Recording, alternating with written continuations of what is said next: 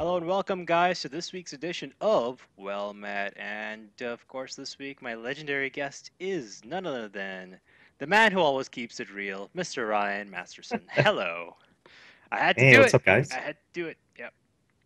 And of course, if anybody has noticed the last 6 episodes or 7 episodes of Well Met, I have actually not introduced myself, so I am the TheMishKing. And yeah, so how are you doing, Reels? I'm doing pretty good. Yep. Uh, we're actually doing this interview on, I guess you could call it the eve of Nax, but it's really actually, Nax is up today. It's just Yeah. not out yet, Yeah, the servers but a haven't lot of updated. excitement in the air. Oh, dude, it's electrifying, man. We're finally going to get new cards in the game, a new meta, and of course, an adventure mode, which is pretty cool as well. So, is there anything in particular that you're looking forward to in next? Like, is the adventure mode that you're looking forward to, or is it a pro player? Are you just like new meta, new cards? The new cards are the most important. Mm-hmm. I don't think the first week will necessarily create a new meta yet. Mm-hmm. I think we'll need more of the cards from Nax to really shake things up a significant amount. So the first week will be a little slow about that. That is the most important. The cards are number one. I'm still excited for the adventure mode, though. Yeah, I'm pretty excited myself. All right, let's get back into the interview itself. Could you introduce yourself for those people who might not know who Reels is? Well, I'm Ryan, or gamertag Reels. I am a competitive Hearthstone player.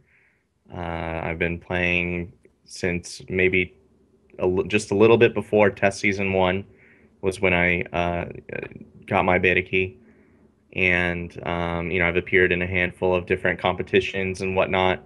Done pretty well on the ladder. Going back before that, I also played World of Warcraft professionally as a 3v3 arena player. And I also have a good bit of experience, not at a professional level because I was focusing on WoW, but I also have a lot of sort of like semi-competitive experience in Magic the Gathering as well. So Hearthstone is really just a nice fusion or combination of those two things that I spent so much time doing, World of Warcraft and Magic. So that's a little insight into how I got into Hearthstone. That's pretty cool. Really quickly, a follow-up question: which class did you play back in the 3v3 days? Priest and Rogue. I won two tournaments on each class. I played both classes very heavily all the way back to vanilla.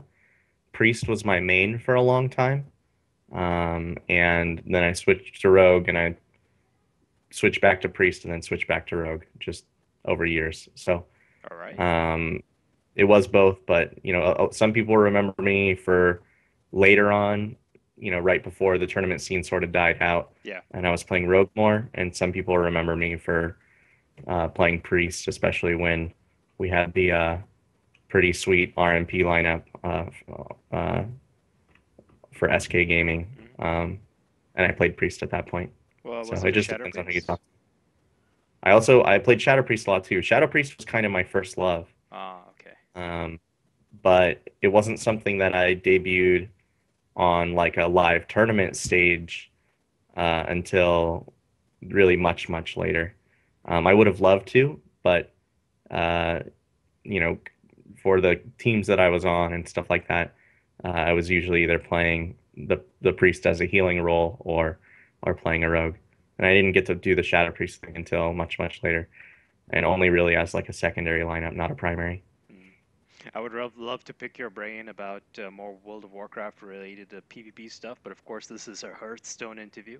That's My true. next, yeah, my next question is actually about your overall gaming history. Like, how did you begin gaming, and of course, how you started out in card games.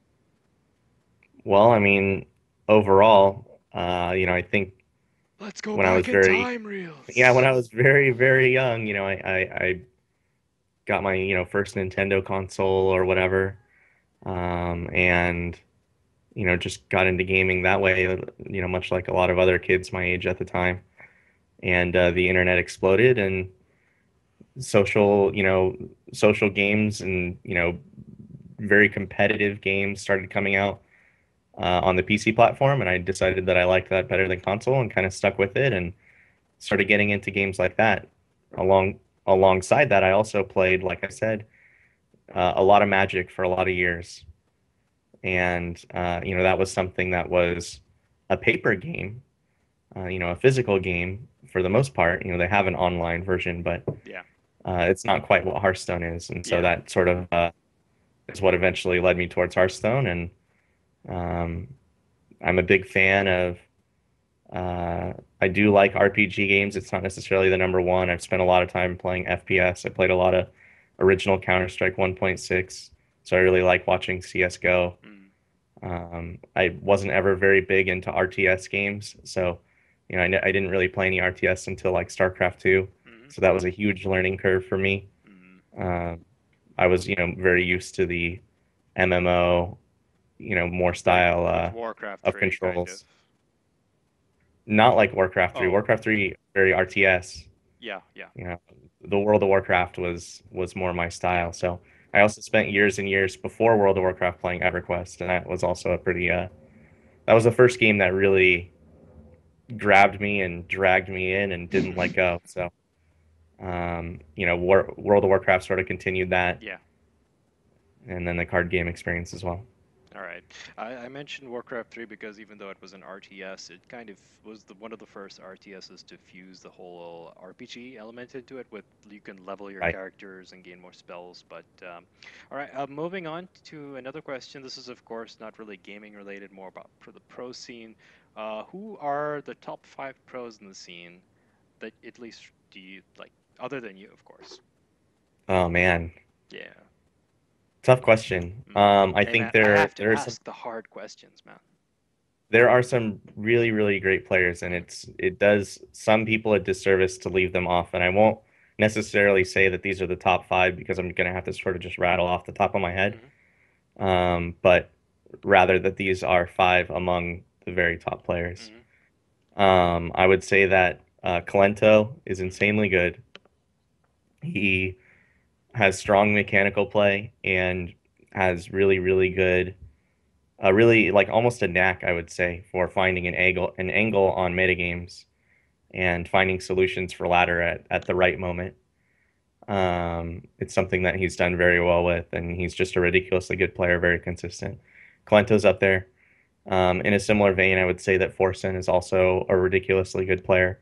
He's someone that I've worked with, uh, you know, as a part of Mana Grind. I've had the, good fortune of being able to work with him, to talk with him, to get his opinion on things, to, meet and hang out with him in real life as well. And Forsen is ridiculously good. I know that, he's the Prince of Miracoli, as they say. But trust me, I've seen him play everything else under the sun, and he is no slouch. If Miracle Rogue dies, he won't be dying as a player. I promise. So, Forsen is also up there. I think that Strife Crow is ridiculously good, also very consistent, very, very good. Um, I think that uh, another one of my Mana Grind teammates, but on the North American side, someone who hasn't gotten a lot of exposure uh, in the tournament scene at all. He didn't really have that chance to be one of the people in the forefront of the most exposed scene yet. Um, but he's one of the better players that is sort of still kind of a hidden gem in my opinion. Is Luigi's, and he did finish first on the ladder uh, this past this past season, Yeah. but uh, that doesn't mean that I didn't know that he was really good before that. Mm. And he's been doing insanely well in online tournaments and on the ladder since forever. So Luigi's is insanely, insanely good. Um, Yeah, that's 4. and um, let's see, one more, Yeah. right? Yeah. I really admire. I know some people. I know this is a little bit more of a. I'll throw this one in there. This is my wild card pick for the top five. Some people might not necessarily agree, but I think only because they still remember a little bit of like, Flame War or whatever. But I think Chalky's really good as well. I think that he's uh, really good in a way that other players aren't good, and that adds a lot to his game. Um, he his approach to the game is very solid. The way he, theory crafts more aggressive styles, and then picks them up really, really quickly, makes him a really, really great player as well. So that's at least five among the top players, I'd say. Cool, cool. Moving on to my next question.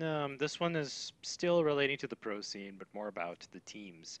With the recent, like two teams have recently jumped into the pool of Hearthstone, TSM and of course Cloud9. Do you think that the Hearthstone scene will eventually develop into like having maybe team league set up? I do think it's possible. I don't think that's necessarily. I don't know if that'll be the most fun way to watch the game, and maybe it is. I know that Fight Night was very successful, to a certain extent, Hmm. very popular, I guess I should say instead of successful, but very popular.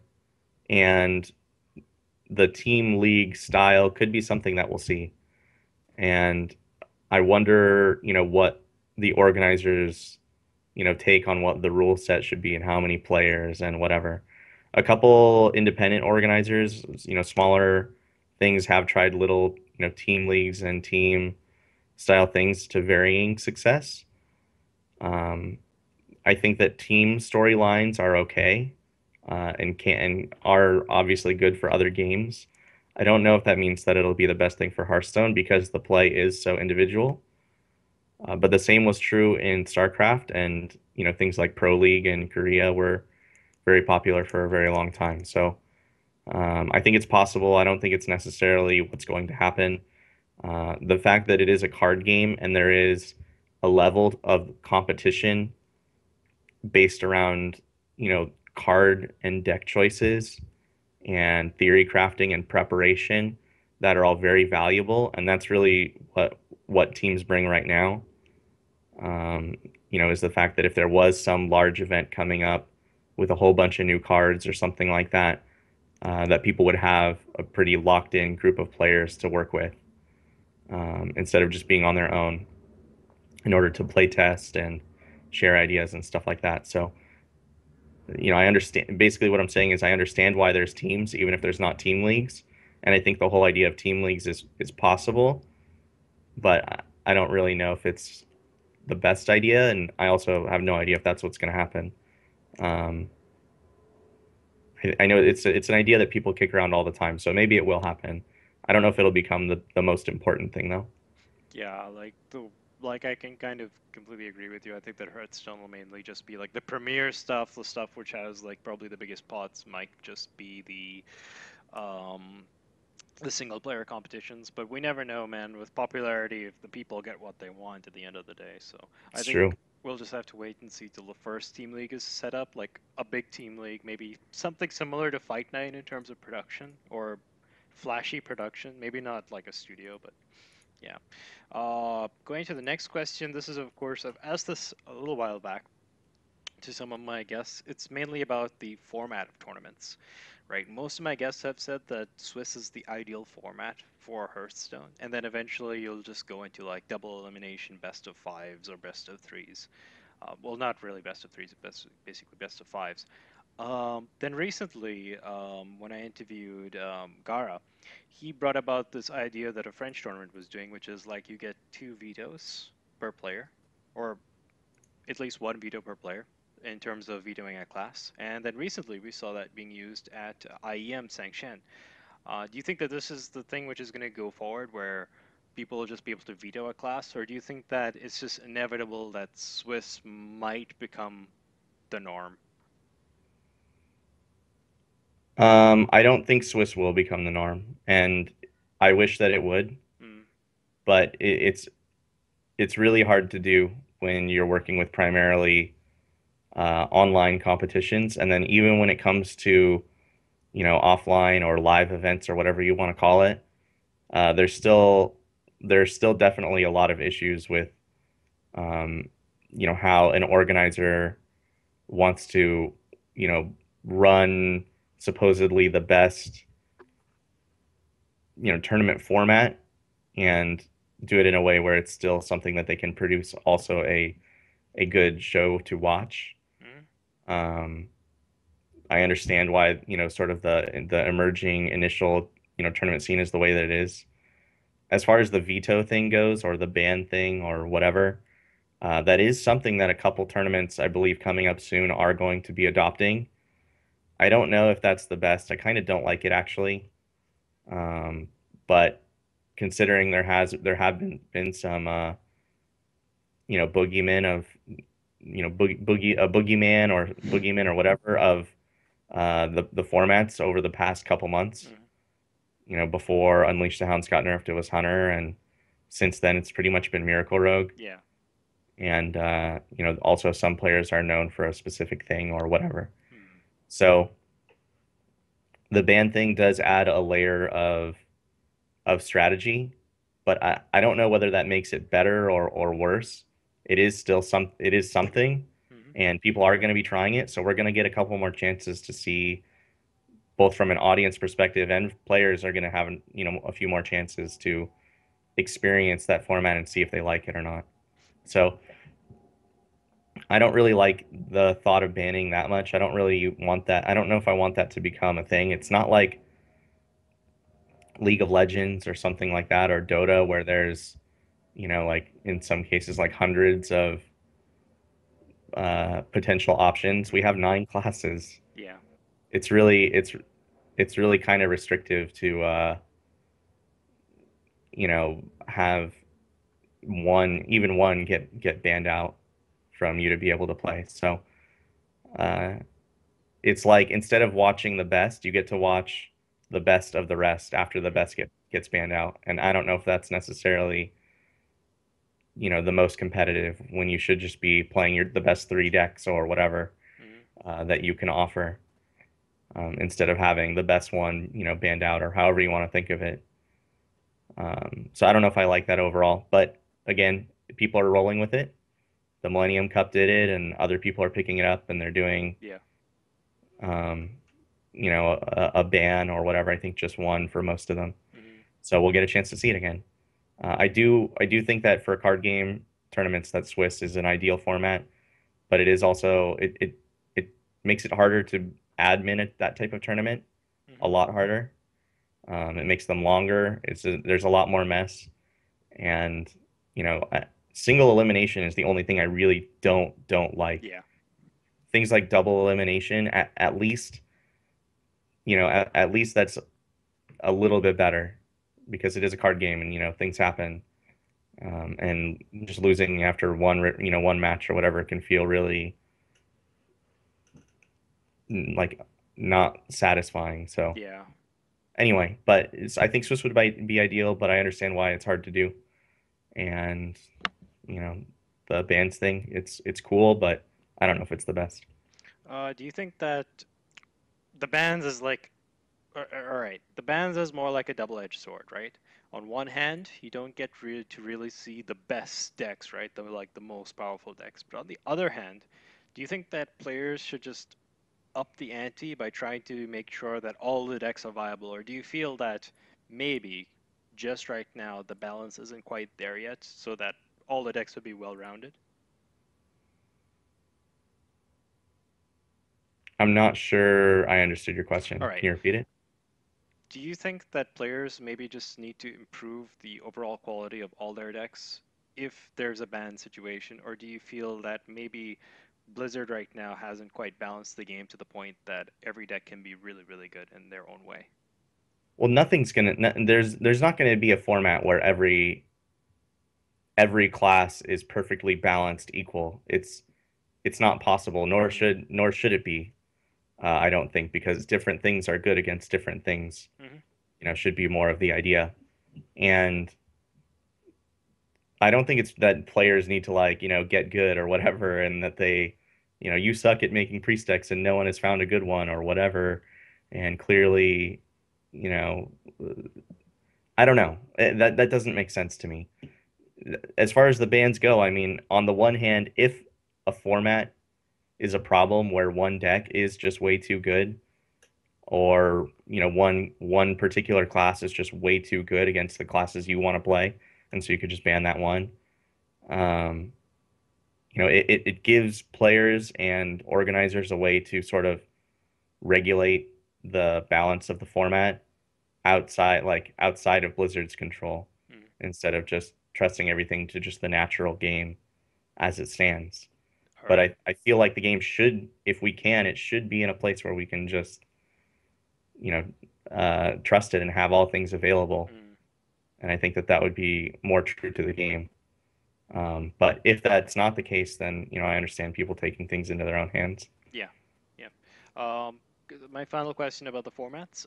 Do you think that with BlizzCon having a limited amount of people, actually being able to play, that for the first round at least, Swiss might be viable? So I think their format is like triple elimination or something like that, essentially. Once you've lost three times, you're out, at least for the larger portion of the tournament. Hmm. And I think that that's fine. That's as close to Swiss as you're going to get. Yeah. Yeah. Otherwise, it'd be like Um, what, 8 to and 16 while, rounds. the thing is with Swiss is that Swiss tournaments permit people to keep playing forever Mm. until the Swiss portion of the tournament, however many rounds it is, have completed. And that can be a headache for organizers Yeah. because you're going to start off with 130 players or whatever in your tournament, and as you move through, usually in Swiss, when people are know that they've lost enough that they're out of contention, they drop out. But some people are just like, oh, I'm just here to have fun, I want the experience, and they keep going. That can be a headache. So triple elimination is, I mean, that's about as forgiving as you're going to get. Yeah. That's as close to Swiss as you're going to get while still forcibly removing people from the tournament.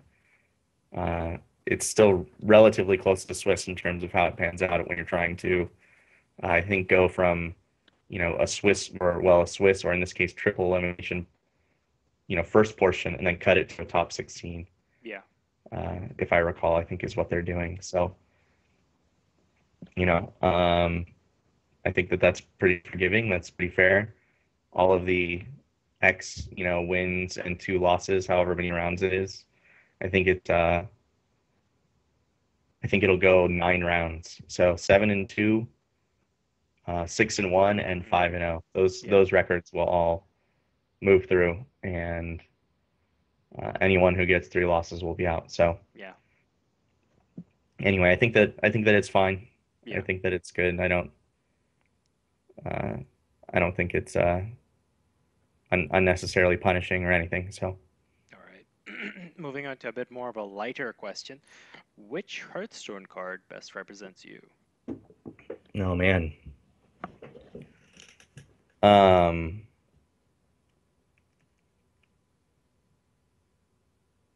geez,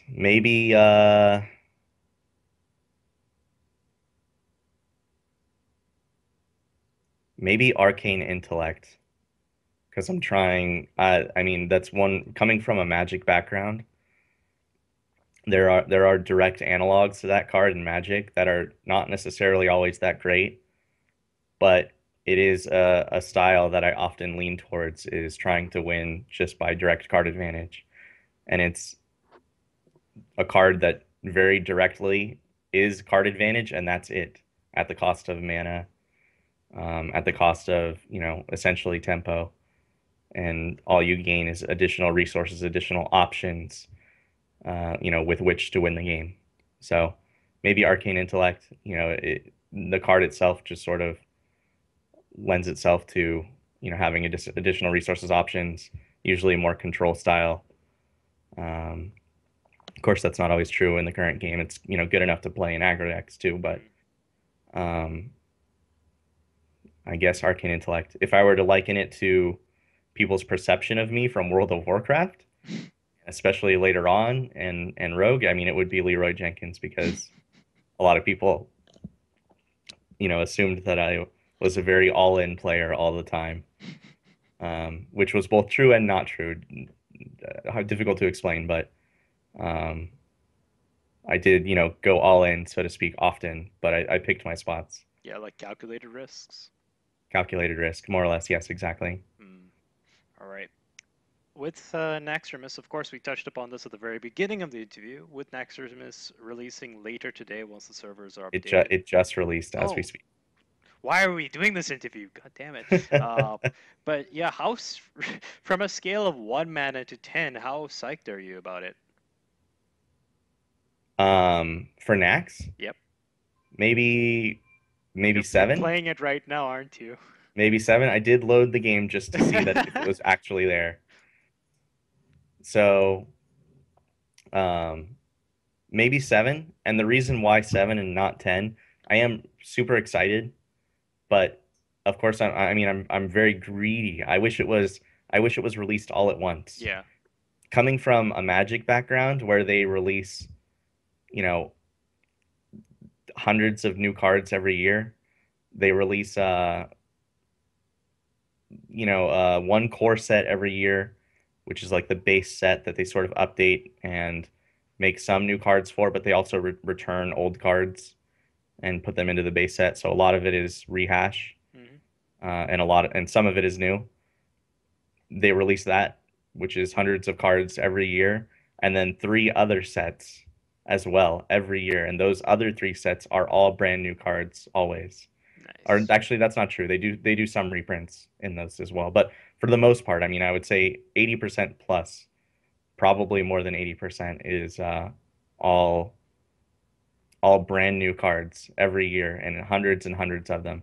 So considering we've waited this long for 30 new cards to come out, it's been a lot of waiting for not a lot of cards, and then they're even, you know, only putting out like 6 cards or 5 cards or whatever a week for 5 weeks, even among the 30 that there are. So I'm super excited for the new cards. I think considering the game is still relatively small, 30 cards will have a significant impact, a very significant impact. Um, but I also, am waiting very, very eagerly for their first large set release, which I believe they will do besides just adventure mode. I don't know when that'll come. I don't know what it will look like, but from what they've said in the past, I think they probably will are still probably thinking about doing it this way. They'll eventually release, a 100 to 200 card set. If I were to guess, I would say that it's possible that we might even see that um, before Christmas because they'll want to, drive. There will be a lot of iPads purchased around Yeah. Christmas, Yeah. so a lot of people will be looking to download Hearthstone on their iPads, and Mhm. they'll want to have new shinies Oh, the to shinies. You draw never to know. draw people to play it. So, I Yeah. mean, that's a guess. That's all guesswork, but seven for Nax, maybe eight even. I am super excited, but I'll be even more excited when they, start to get on some kind of regular schedule of. I don't. This game does not have to follow Magic's schedule at all, Yeah. nor do I think it should. Yeah.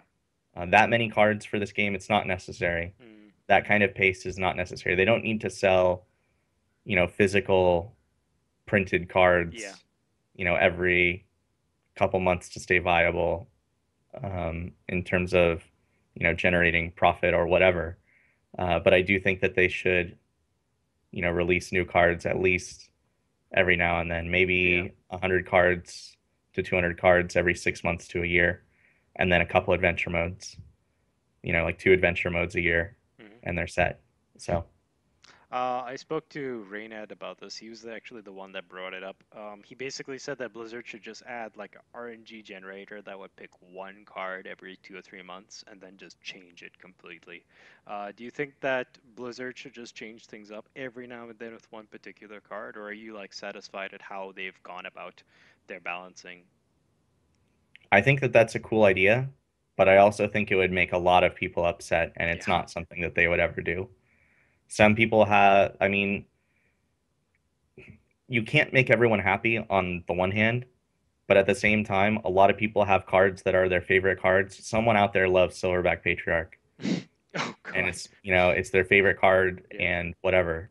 I mean, that's a very extreme example, No, but Deathwing is actually more extreme. well, I mean, it's an extreme example to say that that would be someone's favorite card Oh. and that people would be upset by it changing. Mm. But yes, some people like let's say Deathwing. What if they completely changed Deathwing? A lot of people would be really upset that they changed that card for seemingly no reason than just whim.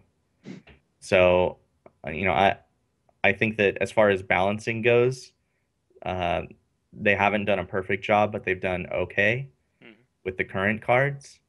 And I do like that they're at least, keeping an eye on, current cards and current metagames and current strong mechanics and card combinations, and using some cards that they're printing, like in Nax, to sort of maybe give people options to, sort of deal with it with the cards instead of just, direct nerfs.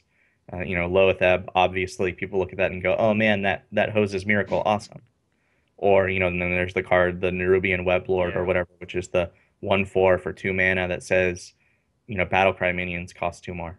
yeah, So they're giving people options to deal with certain mechanics, and I think that that's mostly a good thing. I'm not in love with Loatheb because I think it's a little bit overtuned, mm, but it's coming from the right place. yeah, So we'll see. I don't know about the whole, you know, spin the wheel spin the wheel card change. I don't know about that. So yeah. um, that scares me. Maybe I'm just not open enough to wacky ideas, but Yeah. I think a lot of people wouldn't like that. So I don't know. I'd have a hard time. You'd have a hard time selling that to me. Oh yeah. Now that Nax has just literally released, which classes do you think will benefit the most from at least Nax at first glance? Huh. And we're talking about like full release Nax, not Yeah, just the full first week, release. right? Yeah. Looking at all the cards in total. Hmm. Um, there's definitely some classes that gain a lot. I think Warlock, which is already a very strong class. I think that Handlock as an archetype is going to lose a lot of ground in Naxxramas. After all of the cards are released, I think Handlock won't be as good as it is now, or rather as good as it has been in the past, I guess you could say. But the new Warlock card, I think, is really, really powerful and opens up the potential for a whole new archetype to take Handlock's place as, the strong number two Warlock deck besides just Zoo. I think that Zoo might be just as strong as it ever was, if not slightly stronger after full Nax release. Um, I think that mid-range decks in general are going to gain some ground. Um, and that means that some classes that maybe weren't quite good enough might get there. This includes Priest. I think Priest gains a lot. I think their specific class card is really strong. And I think there are a couple 2 mana options that Priest could play because they have such a weak turn two that will sort of fill that gap, fill that void for them, and be good enough to help make them a little more competitive than they already are, and they're already really close. But they just need to sort of fill out, and I think that Nax helps them do that. I Yep. think that Rogue loses ground, not just Miracle Rogue, but in general. Their class card is weak. There's not anything that is huge synergy for them besides maybe shadow stepping Loatheb in mirror matches or something. So uh, I think that Rogue loses a little bit of ground, quite a bit maybe even. So Rogue definitely I think loses out a little bit. I still think they're going to be ridiculously strong for the first week at least. Miracle Rogue's not going anywhere. The second week, Loatheb is going to come out, and everyone is going to be gunning for Miracle. So it might die out a little bit, but I still expect Miracle to be a presence after the full release. Uh, you'll just cross your fingers and hope they don't draw Loatheb, at the right time. The same as people who play Druid, especially the very taunt heavy versions, cross their fingers and say, I hope they don't draw Black Knight. Hmm. Druid is still very competitive. Yeah. You can still play taunt Druid even when people run Black Knight. Sometimes you can even win the game after they have it. So Mm. I expect the same to be true for Miracle against Loatheb. Although the 4/6 Fairy Dragon for 5 mana is a super good card as well. Yeah. I actually think Paladin might gain some ground as well. Hmm. There are some cards that work really well with Paladin cards. I'm not sold on the Paladin class card, the Like the Secret Avenge is, Avenge. yeah. I think that, obviously it's the same stats for the same mana cost as Flame Imp, Hmm. but you can't use it as proactively, and your opponent can potentially play around it or mitigate its effect by, potentially killing the creature that got buffed before Yeah. you get a chance to really use it. So I think that the card is potentially strong. I don't know if it's going to have a huge impact, but there are other cards I think that make Paladin potentially quite good. So anyway, some of the worst classes I do think gain ground, and some of the best classes lose ground a little bit actually. So overall, I think it's gonna be good, very good. Cool. Let's talk about hunters really quickly. Do you think that hunters will regain a bit of their popularity with the new Nax cards? No, I don't think there's anything that uh, seems to directly synergize with Hunter so much that it would make them really good. Mid-range Hunter is already an acceptable deck, though. It's already pretty good, but uh, using Unleash the Hound's Hunter's Mark type combos to clear out your opponent's board is going to become weaker with more death rattles floating around, Hmm. and more powerful sticky effects like that. So that's going to be a little bit less good. And the Hunter class card, although I think it's okay, I might even go so far to say that it's good in a mid-range Beast Hunter synergy deck. Uh, it's not enough to put them over the top. It's just one more nice cog in the machine to help it run more smoothly.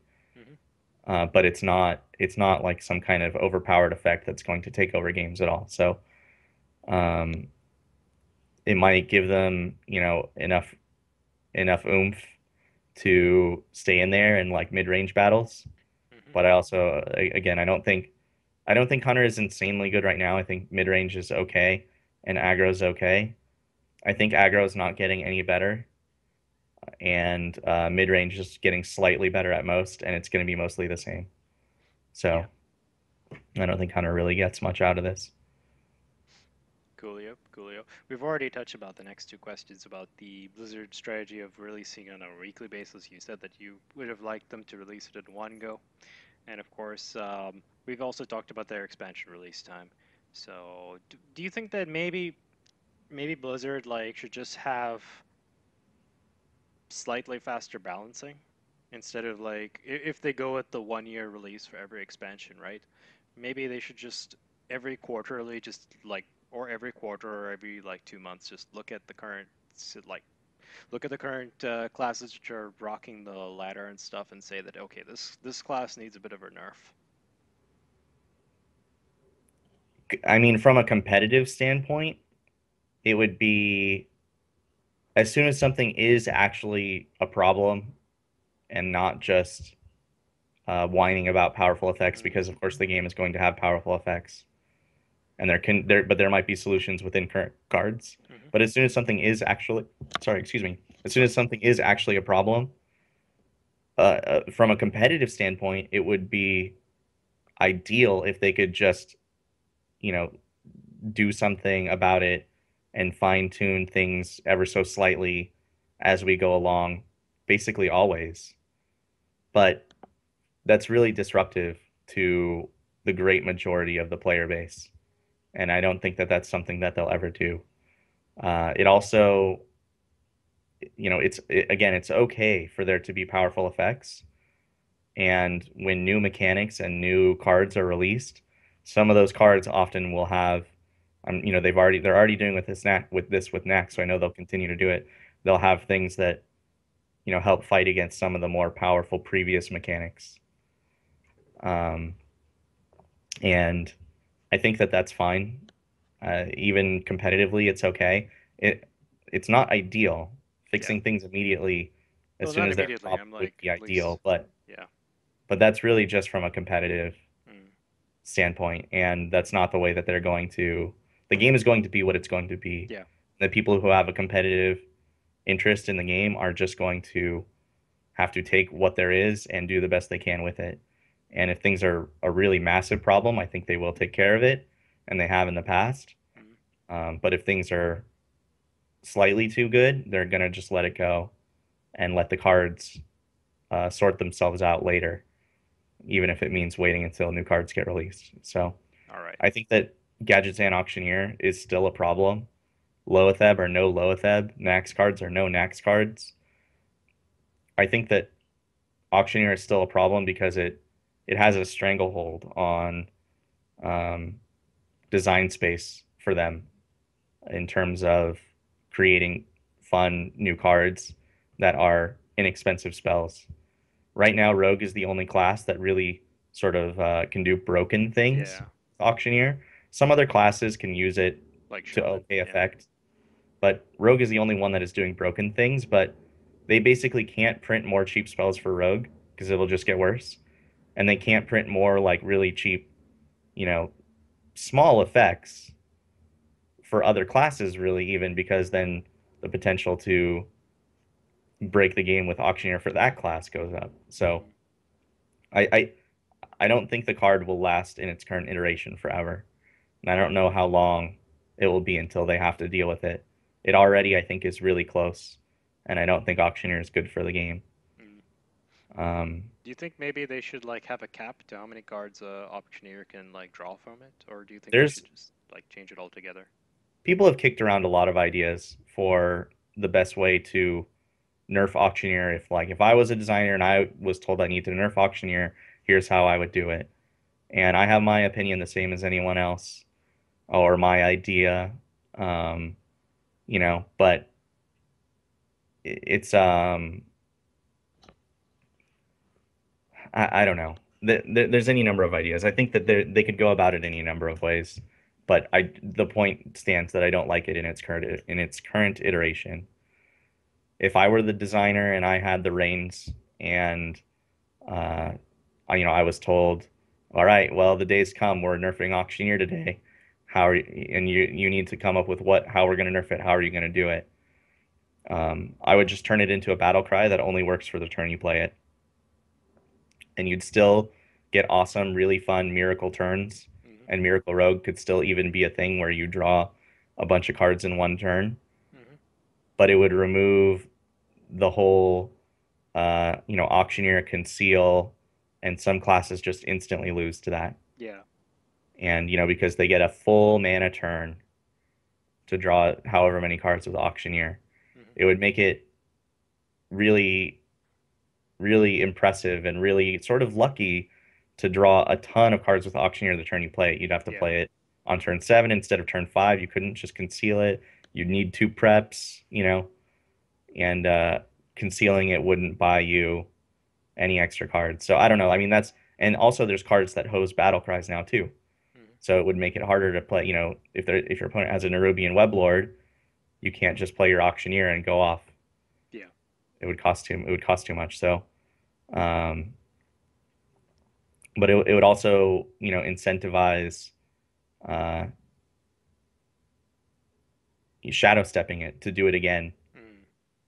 and draw more cards later, which consumes another resource, their shadow step, which represents damage, and it also means that the you can't use the minion as an attacker the next turn, um, and continue to snowball the game.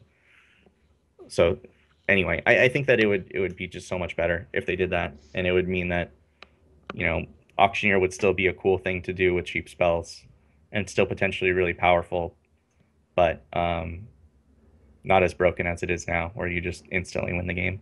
All right. Let's move on to some game feature talk.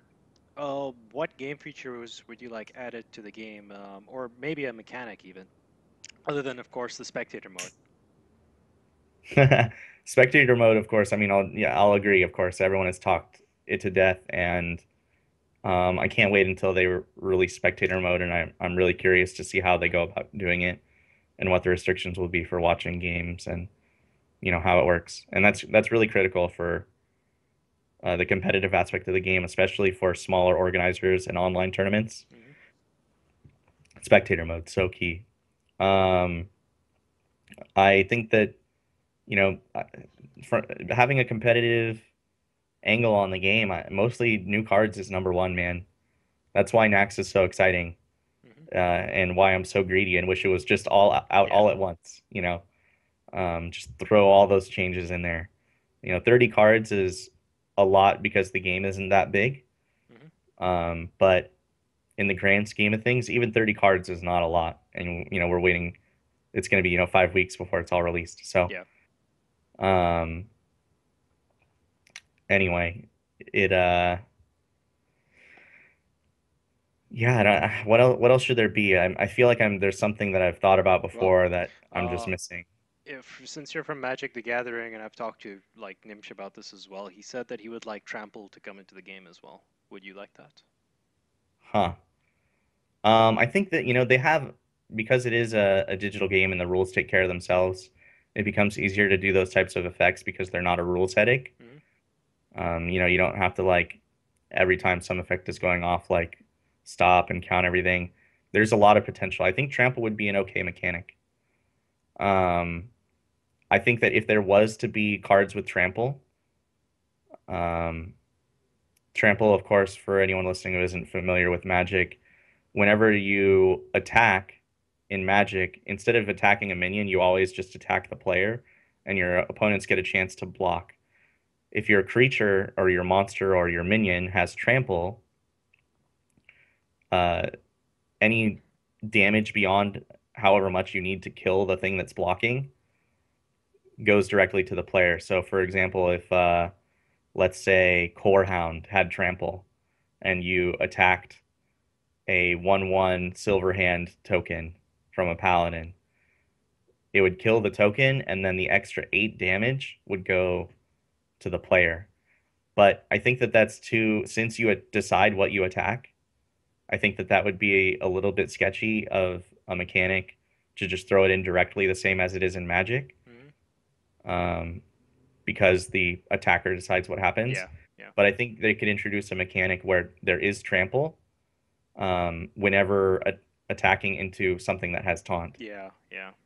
So if your opponent is forcing you to attack into a taunt, you can punish them having small taunt creatures by having large trample creatures. Mm. I think that's something that could be cool. Another thing that they could do, of course, is they could have uh, minions that attack with like area blast or splash damage.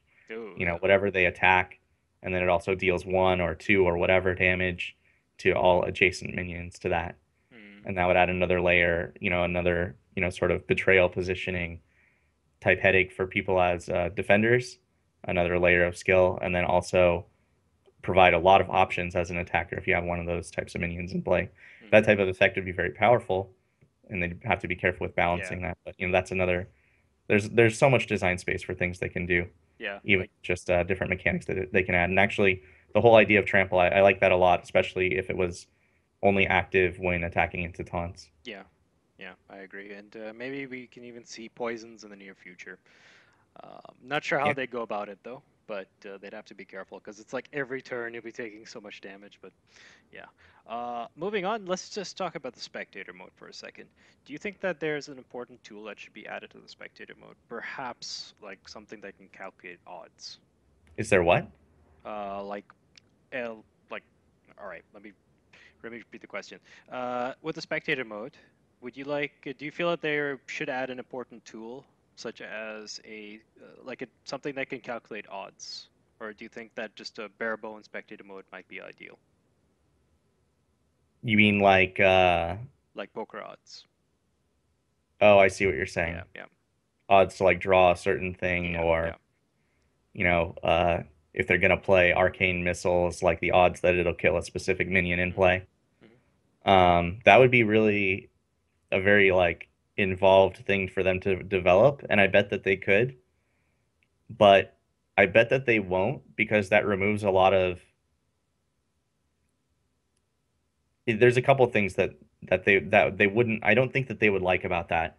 It kind of takes away some of uh, the mystery kind of the game. Hmm. It takes away some of the like the tension as an observer. I guess in sometimes you're like, oh, maybe it adds tension because it explicitly states the odds, but Yeah. everyone, even if they don't know the exact number and even if their mental thought of what the odds are is way off, They still know that it's, like relatively unlikely that this will happen or that will happen. When Rag is out there and there's five targets, that's, easy mental math. But even for more complicated things like avenging wrath, killing a specific minion, Hmm. you know, um, I don't know. The game is so even though it's an online, visual digital game, they tried to make the game as physical as they possibly could. And this has been a great thing for watching the game. It's been a great thing for playing the game. And that was something that was obviously critically important. And I think that they don't want to take that away by, just turning it into a game of calculations. Ultimately, calculating the odds on the fly as a player to, as closely as you can is going to be beneficial for people competitively. But I don't know if that adds much to your average viewer. I don't know if that adds to the fun. I think that might take away a little bit of the fun ultimately, actually, by Hmm. pulling back the curtain a little bit. Okay. Moving on to my next question. This is something which is asked quite a bit by new players joining the game when they get their first 1600 dust, of course. Which legendary do you think they should craft first? Um, Blood Mage Thanos is the most flexible. Hmm. Leroy Jenkins is the most powerful. Um, and outside of that, it's all, certain class ones are really critical if you love a particular class. And Ragnaros is the most consistent control deck finisher. I think that it's between those, and it just depends on what you want to do. But if you want the most flexible card, it's Blood Mage Thanos. If you want um, the most high impact card, it's Leroy Jenkins. He opens up, having Leroy opens up a lot of archetypes to you to potentially play. Um, and Ragnaros is the highest impact control finisher if you're more of a control player. Do you have any tips for beginners? Try to make a plan with your cards. That's probably the number one tip. Um, whether you're playing arena, whether you're playing constructed, try to try to put your mind on having a plan with your cards. It's something that everyone will eventually, if you play a lot, you'll eventually just do that intrinsically, naturally, without thinking really about it if you play enough, because you'll get a better feel and understanding of what your cards can do. But if you weren't thinking about it before, you can accelerate the learning process and get better faster by thinking about it now, for especially for new players. Try to think about what your cards can do and make a plan with them. All right. There will always be wrenches thrown into your plan, that will change your plan, but it's still good to have a plan. So, Mhm. All right. If you could make a legendary, be it a minion, weapon, spell, secret, any card in the game, or actually which isn't even in the game, what would it be and what would it do? gosh, can I make an amendment to your question, and Sure. am I allowed to just change a Go current ahead, card? man. Go ahead. Um, because of my original World of Warcraft first love, Shadow Priest, Hmm. I'm really disappointed with the design of Shadow Form as a card. Hmm. And one thing about Shadow Priest was that even though you were still the priest class, like Shadow Priest was a thing unto Hmm. itself. It was, it completely changed and shaped the way you used your spells and stuff like that. And I wish that this game had that flavor. And because it is a digital game and the rules take care of themselves, and there's also an element of discovery um, already in Hearthstone, so I would feel okay doing it. That the card doesn't explicitly say every little thing that it does. There's cards like Animal Companion. It says, summon a beast minion, basically. Hmm. And you eventually figure out that there's three possibilities. Yeah. And there's other cards like that that don't explicitly state exactly what they do, but you figure it out pretty quick. Um, I wish that Shadow Form said on it, beside you could keep the effect that it has right now about changing your hero Mm-hmm. power, but I wish that it had an additional effect because right now it's not a very good card, and I Yeah. don't think it'll be a very good card for a long time. It's already very weak, and I wish it were better. I wish Shadow Priest was a thing. Like Mm-hmm. Shadow Priest was a whole deck archetype unto itself, Mm-hmm. where you would change your card choices, based on whether or not you have Shadow Form in your deck. So I wish Shadow Form also said on it, um, like that it, the same effect, and also said, some priest spell cards have additional effects, Mm-hmm. and then you could use that to, take Mind Blast, and maybe you could say that Mind Blast can also deal damage to minions, or maybe it just Mind Blast does one extra damage, Mm-hmm. or take Shadowward Pain, and now Shadowward Pain says on it, destroy a minion with 4 attack or less instead of 3 attack or less, Mm-hmm. or take Mass Dispel and make it cost 2 less mana if you're in Shadow form, Mm-hmm. stuff like that. Just different, change how certain cards work, not just additional damage, but change some of their function in some small incremental way, but still that can be potentially profoundly powerful if you have enough of them in a deck with Shadow form. Besides just getting the changed hero ability, because I feel like that's a really weak effect in the game, and that Shadow form is potentially so cool. The effect looks cool, the flavor is cool, and I wish that they could just borrow some more of that flavor from WoW. Being Shadow Spect Yeah. changed a lot of different, even not just Shadow form itself, but a lot of things about being Shadow Spec and having your points in that tree really made a big difference on how your abilities worked and what you wanted to do with them. So I wish that they borrowed some of that flavor and did that with Shadow form. That would be my number one. Do you think that down the line, maybe a year or maybe 2 years from now, Blizzard might add a talent system similar, well, as in like a talent system where you can choose a spec if you're going to play a certain class, or do you think they're just fine with just using like no specs, just classes? I think they could. I would love for them to do something like that. Mm-hmm. I think that it would be potentially really complex and make Mm-hmm. things very difficult to balance.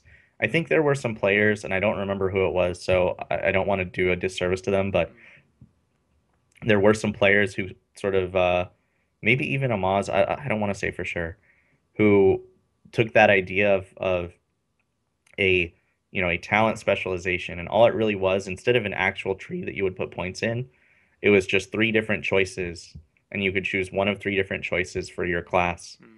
based on the drawing from the World of Warcraft, 3 potential talent trees or specializations, Mm-hmm.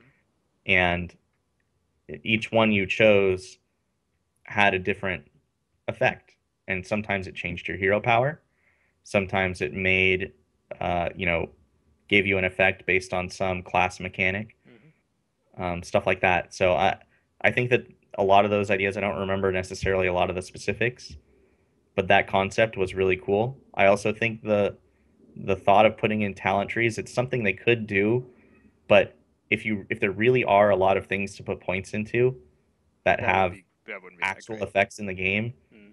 it would be like almost impossible to balance around. Mm-hmm.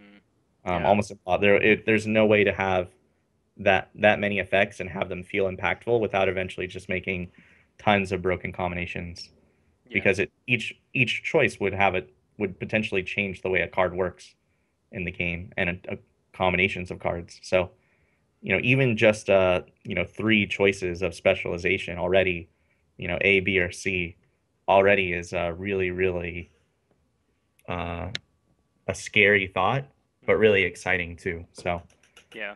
I think they could do something like that. I don't know if that would be if they do anything like that. I bet it's not coming anytime soon. We're No. talking Yeah. like 2 years plus down the line, Mm-hmm. assuming the game is still healthy and going strong. So I wouldn't rule it out, but I don't think that's anything we'll see anytime soon. Yeah, I agree. And as you say, I hope that they don't add like a full-fledged talent system because no, that's just not even like from a balancing standpoint, it's a nightmare. And for new players which just want to play the game, that would also be like really annoying because you have to choose like from an entire tree when you just want to play the game. Yeah, the So, potential combinations would be. uh, really, really terrifying to a new Hmm. player. Hmm. And there's already quite a lot to absorb as a new player. Yeah. Even just the thought of being going, wow, I have to make 30 choices for what Hmm. to put into my deck. That's already a lot. Yeah. And it would be overwhelming if there was, infinite, essentially infinite combinations of talent and, card combinations. I'm just glad they don't have 60 like Magic the Gathering, man. That'd be crazy. All right, going into the final set of questions. What is the future for Reels? What is the future for me? Actually, this I is don't the even know final yet. question. Yeah, this is the final. So, Yeah. so the plan in the immediate is to continue on and in the competitive scene. There's multiple tournaments coming up, and there's a growing amount of opportunities in the game for myself and any other players who have a competitive angle on the game. So, um, I guess that's the plan in the immediate. Um, going to continue streaming as well, as far as I know. That's been a lot of fun. I've really enjoyed that. Um, and other than that, I mean, I don't know. I don't know. I don't have any other details or specifics to share. Um, I don't know if there will be any changes on the horizon or anything like that. So, um, but that's the plan for the moment, anyways. All right. That's by the way, before we finish this interview up, that is a sick poster of Boba Fett in the background. And now, since we're finishing the interview, shout Yeah, outs. Would you like to give any shout outs, Mr. Reels? sure, absolutely. So, since you commented on it, I'll give the first shout out to um, my buddy, good friend of mine, who actually it took a couple hours, but Oh wow.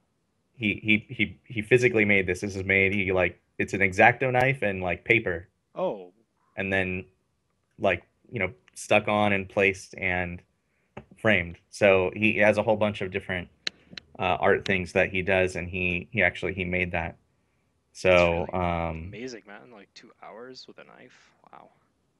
and so and that's Yakusoku is his gamer tag or whatever, Yakusoku. So he made that. Shout out to him, good buddy of mine. Shout out to I guess some of my my Mana Grind teammates, Luigi's, Mid JDW, Z Rusher. Um, much love out to Forsen as well as Blackout, Chalky, and I think I already said Luigi's. So All right. much love to all those guys for sure. Do you Yeah. have a Twitter or a stream where we can catch you on? I do have a Twitter and a stream. So Twitter, I am at Reels underscore HS is my Twitter. If you want to know when I'm streaming, when I'm going to be, appearing in any tournaments coming up, or occasionally just random musings, often related to Hearthstone, that would be a good follow there. And then as far as my stream, I do stream on Twitch, so twitch.tv slash Reels with an underscore. So Reels underscore All right. Twitch. And that's it. Cool. Well, if you guys enjoy the interview, do follow us on Twitter at ongamers_com and do follow us on our Facebook and like, of course, facebook.com/ongamerscom. And if you like me, well, follow me on Twitter at TheMishKing. That is all for this week's episode of Well Met. Thank you very much, Reels, for coming on. You have been well met. Yeah. Thank you. Thank you for having me. All right. Till next week, guys. Peace.